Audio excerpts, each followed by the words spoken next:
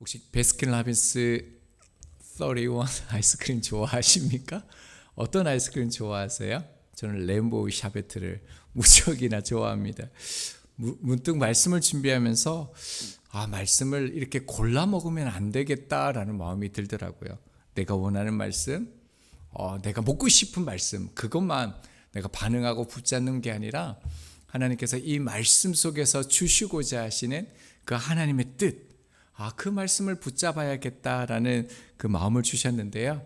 오늘도 우리가 이 하나님의 말씀 앞에 전체 흐름 속에서 하나님께서 내게 주시는 말씀이 무엇인지를 그것을 우리가 붙잡고 또 은혜 받는 시간 되기를 바랍니다.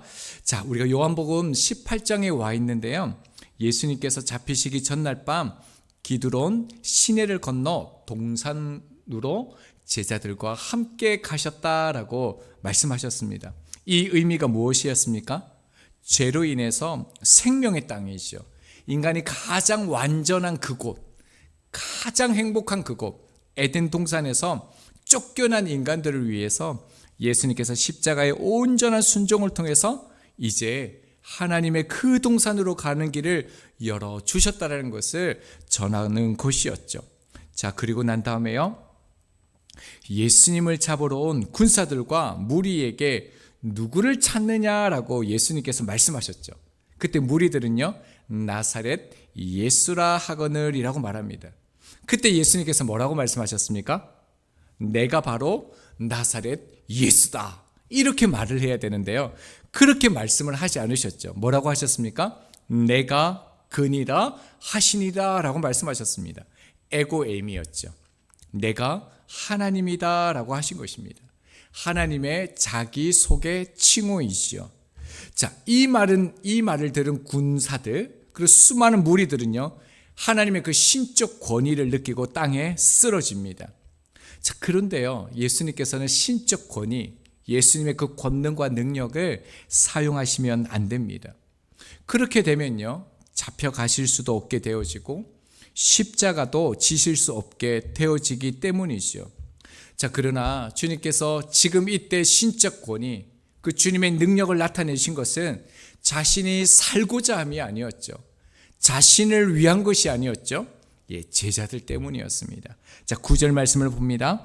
이는 아버지께서 내게 주신 자 중에서 하나도 잃지 아니하였사옵나이다 하신 말씀을 응하게 하려 함이니라 라고 말씀하고 있습니다. 자, 9절 말씀처럼요, 자신에게 주신 자를 하나도 잃지 않기 위해서 예수님께서 신적 권위를 사용하신 것입니다. 그런데 특이한 것은요, 공간 복음에 보면 그날 있었던 사건을 이렇게 말합니다. 마태복음 26장 56절입니다. 이에 제자들이 다 예수를 버리고 도망했다라고 기록하고 있습니다. 자, 제자들이요, 다 뿔뿔이 흩어져서 도망을 간 것입니다. 자, 그런데 요한이요, 오늘 이 밤에 있었던 이 진실에 대해서 다시 한번 얘기해 주는 것입니다. 여러분, 저희들도 보면 제자들이 다 도망간 것처럼 그렇게 기억하고 있지만요, 요한이 말해주는 그날 밤의 진실은 무엇입니까? 그들이 도망간 겁니까? 여러분, 로마 최정예 병사들 300에서 600명이 쫙 깔렸습니다. 거기에서 그들이 어떻게 도망을 가요? 여러분, 그들이 도망간 게 아니라요, 주님께서 신적 권위의 말씀으로요, 제자들을 피할 수 있게 해주셨다는 거예요.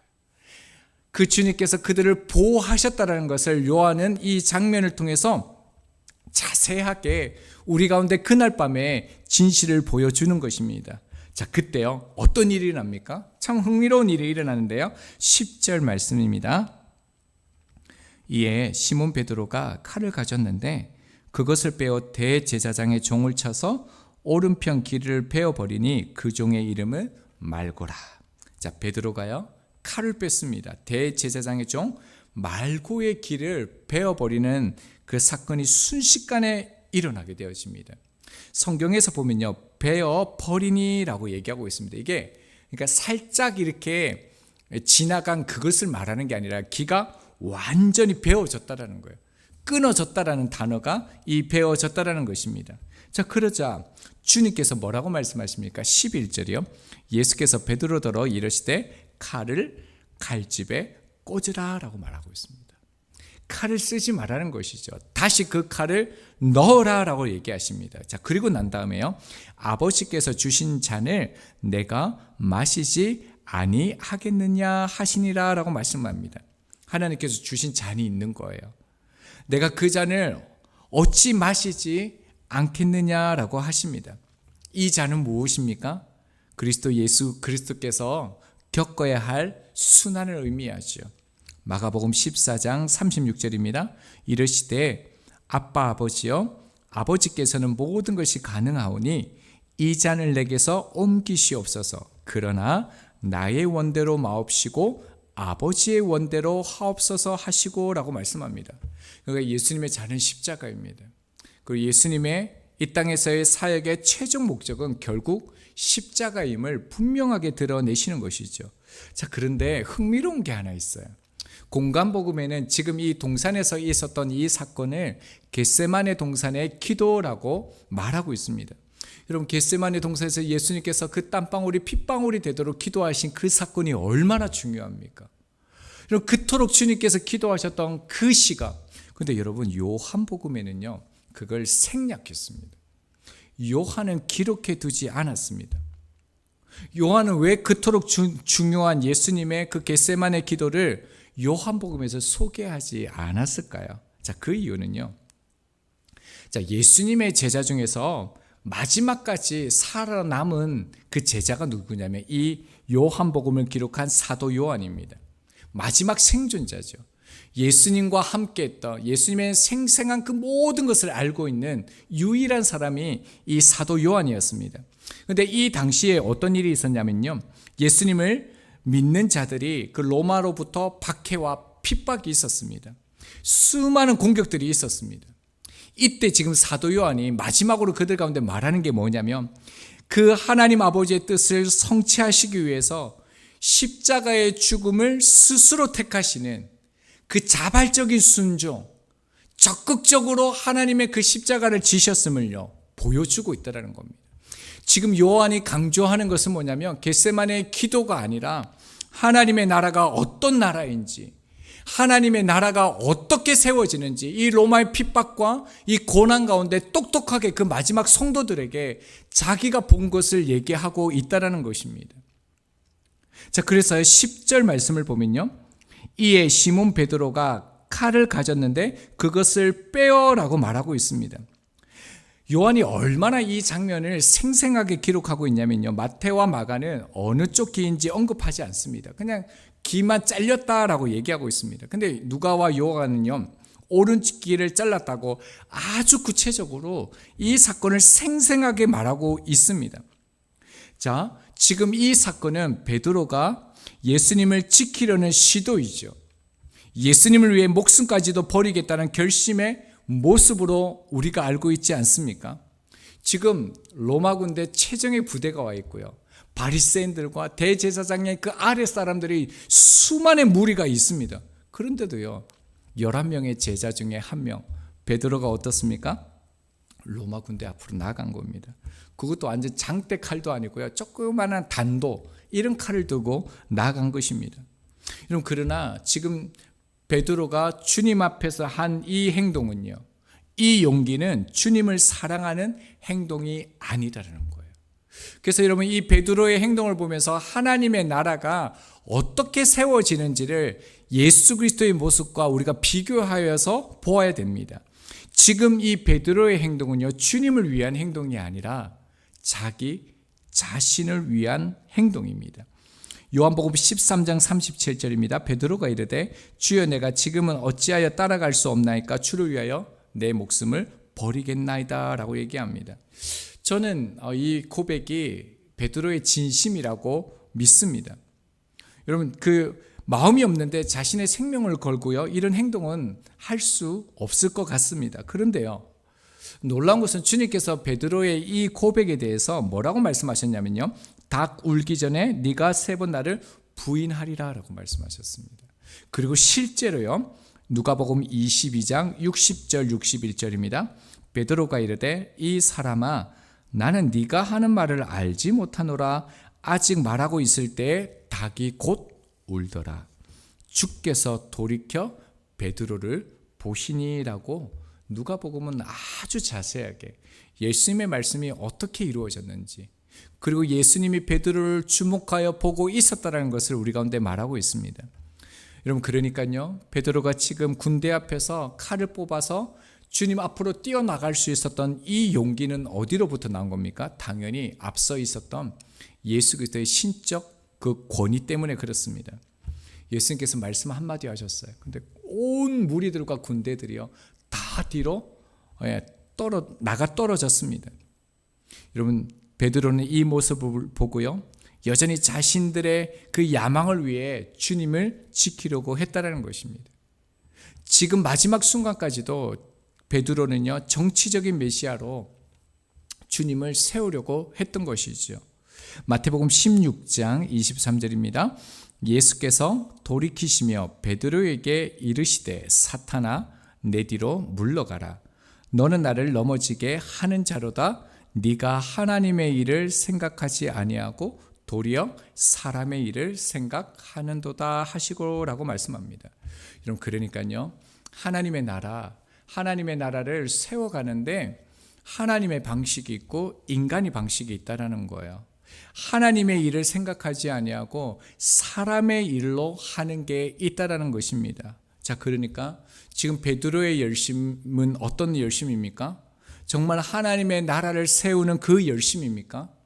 베드로의 지금의 이 열심은요, 하나님 나라를 위하여 쓰임을 받는 것이 아니라 오히려 어떻습니까? 하나님의 그 나라의 뜻을 무너지게 하고요, 깨트린다라는 것을 경고하고 있는 거예요. 이것을 지금 요한이 뚜렷하게 우리 가운데 말씀하고 있다는 겁니다.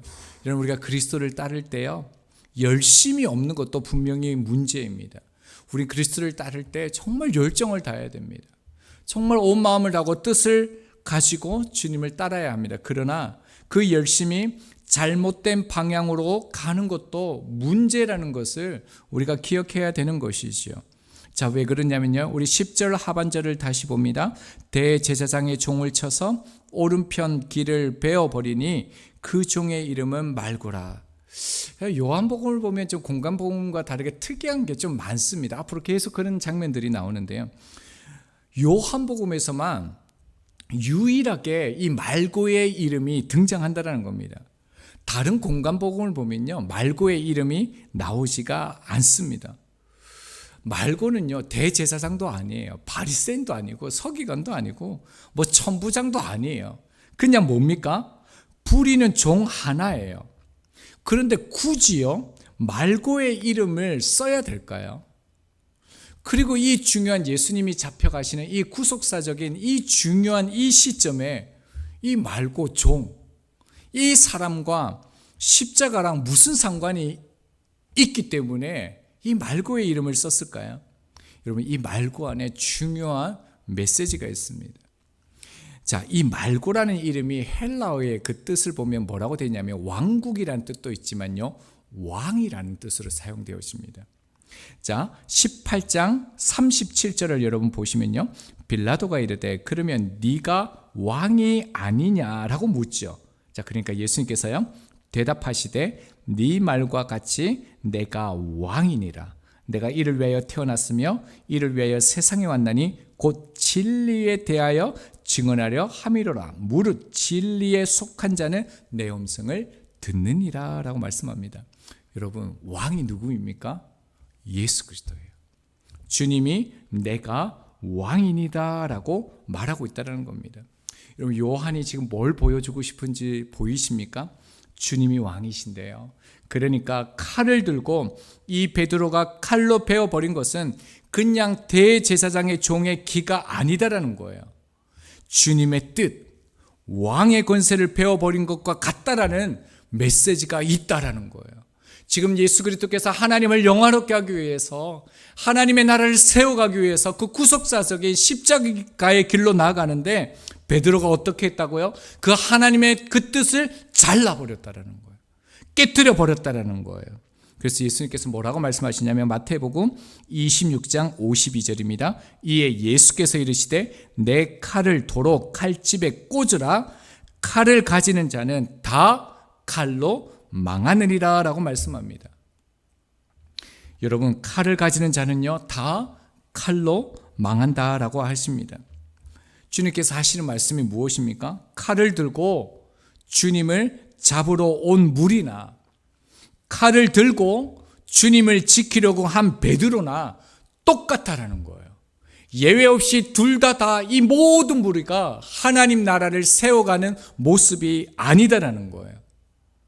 하나님의 나라는 세상 방법, 세상 지혜, 인간적인 방법을 가지고 여러분 교회를 세워가고 하나님의 나라를 세워가면 그게 어떤 일이라는 겁니까? 오히려 주님의 사랑을 베어버리는 것과 똑같다라는 거예요. 하나님의 나라를 무너지게 하는 것과 똑같다라는 거예요. 마태복음 26장 53절입니다. 너는 내가 내 아버지께 구하여 지금 12군단 더 되는 천사를 보내시게 할 수 없는 줄로 아느냐라고 말씀합니다. 예수님은요 사람의 도움이 필요하지 않습니다. 칼의 보호를 필요로 하는 분이 아닙니다. 12대는 그 천사를 더 보내시게 할 수 있다라고 말씀합니다. 무슨 말씀입니까? 하나님의 나라는요 칼이 아니라 잔으로 세워지는 나라라는 것을 말씀하시는 거지요. 그러니까 믿는 자들은요, 주님을 따르는 자들은 지금 로마의 그 무서운 핍박 아래 자신들을 죽이려 하는 그때 우리가 들 것은 칼이 아니라는 거예요. 십자가라고 하는 그 잔을 들어야 된다는 것을 요한이요 예수 그리스도의 십자가를 지신 이 사건을 생생하게 보여주면서 말하고 있다는 것입니다. 여러분, 지금 우리 시대는 어떤 것 같습니까? 세상이라는 이 거대한 무리 앞에 교회는 칼이 들려있는 것 같습니까? 잔이 들려있는 것 같습니까? 그리고 이 세상이라는 수많은 이들 앞에 그리스도인이라는 저희는요 칼을 들고 있습니까? 아니면 잔이 들려 있을까요? 아이러니하지만 믿는 자들이요 칼을 내려놓는 것이 정말 힘듭니다. 왜냐하면요 주님을 사랑하기 때문에 그렇습니다. 교회를 사랑하기 때문에 더더욱더요 칼을 내려놓지 못합니다. 그래서 내 방법, 내가 원하는 뜻, 내 열심을 가지고 교회를 섬기고 하나님의 나라를 세워가려고 합니다. 그러다 보니까 어떤 일이 생깁니까? 비판이 생기지요. 부딪히지요. 감정이 생기죠. 세상에 있는 일이 똑같이요 교회 안에도 있는 것입니다. 그러니까 칼을 칼집에 꽂으라라고 하시는 이 말씀은요 사실은 베드로 한 사람에게 하신 말씀이 아니라 베드로처럼요 주님을 사랑하고 교회를 열심히 섬기고 있는 우리를 향한 말씀이 아니겠습니까? 우리가 주님을 사랑하고 주님을 위해서 살고 싶고 정말 주님을 위해서 한평생 열심을 가지고 있지만요 정작 내 손에 칼을 들고서는요 내 방식과 내가 원하는 것들을 통해서는 무너질 수밖에 없고 주님을 따를 수 없다라는 것입니다. 그래서 내 방식과요 내 열심이라는 칼을 내려놓아야 합니다. 그 자녀를 키울 때 그렇다고 하더라고요. 부모의 그 열정, 부모의 바람, 부모의 그 사랑으로 키우면 자녀들이요 더 멀어진다고 그래요. 더 어긋난다고 그렇습니다. 그래서 자녀들은 어떻게 키워야 된다고요? 하나님의 말씀으로만 세워야 된다는 거예요. 그래야지만 이 자녀들에게 하나님의 나라의 그 방식대로 자라간다는 것이죠. 이것이 고스란히 오늘 본문에도 담겨져 있습니다. 어디요? 베드로는요 다른 곳을 찔러야지 치명상을 입잖아요. 그런데요 어디를 찔렀습니까? 오늘 본문을 보면 어디를 자릅니까? 귀를 자릅니다. 그럼 저 같으면 군대가 오면 위협을 주고 내가 강함을 딱 알게 하려면 한 방에 딱 가게끔 그렇게 해야 되는 거 아닙니까? 그런데 귀를 자릅니다. 이유가 있습니다. 신명기 6장 4절입니다. 이스라엘아 들으라 우리 하나님 여호와는 오직 유일한 여호와이시니. 여러분 성경에서 귀는 무엇을 상징하냐면요 왕 대신 하나님의 말씀을 듣고 복종하는 것, 그것을 귀로 상징합니다. 그래서 여러분 말고의 길이를 잘랐을 때 예수님 어떻게 해주신 적 아시죠? 누가복음 22장 51절입니다. 예수께서 일러 이르시되 이것까지 참으라 하시고 그 길을 만져 낫게 하시더라라고 말씀합니다. 여러분, 주님께서 이 말고의 길을 말씀하시고요, 회복시켜 주셨습니다. 여러분, 이건 무엇이라고요? 주님의 말씀, 주님의 그 십자가의 사랑으로만 하나님의 나라를 세울 수 있음을 보여주신 것입니다. 말씀을 준비하면서 문득이요, 이 말고는 어떻게 되었을까라는 좀 생각이 들었습니다. 여러분, 어떻게 됐을 것 같습니까? 예수님을 믿고 주님을 따랐다, 증인이 되었다, 아니다, 여전히 주님을 핍박하는 자로 있었다. 저는 개인적인 생각입니다.